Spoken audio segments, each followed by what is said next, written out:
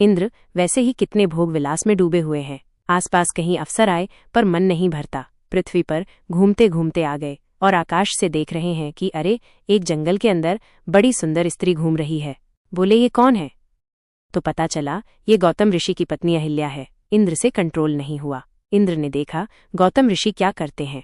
पहले पूरी रेकी करी। पता चला गौतम ऋषि रोज सुबह, इतने बड़े तपस्वी हैं, सुबह भोर से पहले उठ करके अपने नित्य कर्म करने के लिए नदी के पास जाते हैं। नया आवरण बनाया इंद्र ने और आवरण बना के खुद को गौतम ऋषि बना लिया। जैसे ही पति गौतम ऋषि निकले नित्य कर्म के लिए नदी के पास शौच क्रिया करना, स्नान करना, ये वो अप्सरा बला की खूबसूरत सौंदर्य की देवी वो अहिल्या के पास चले गए और खुद गौतम ऋषि बन के चले गए और उसके साथ जाकर के संभोग करने का प्रयास किया। उधर गौतम ऋषि को कहीं न कहीं महसूस हो गया कि पीछे कुछ गड़बड़ हुई है, मेरे साथ छल हो रहा है। गौतम ऋषि जब अपनी कुटिया में वापस लौटे तो उन्होंने इंद्र को उनके साथ सोता हुआ अपनी धर्मपत्नी के साथ देखा। ऋषि थे वहां पे। उन्होंने उस क्रोध को सेवा के लिए जागृत किया, अपनी पत्नी को श्राप दिया। वो पत्थर बन गई। उनको श्राप इसलिए दिया क्योंकि आगे चल के भगवान राम ने उनको आशीर्वाद देकर के हाथ से छू करके पत्थर से वापस अहिल्या बनाना था। लेकिन जब इंद्र को उन्होंने श्राप दिया तो उनको बोला, तुम्हारे शरीर पर हजारों स्त्री की योनियां बन जाएंगी, जिसकी तुम भोग विलास की इच्छा करते हो तो मैं इतनी योनियां देता हूँ।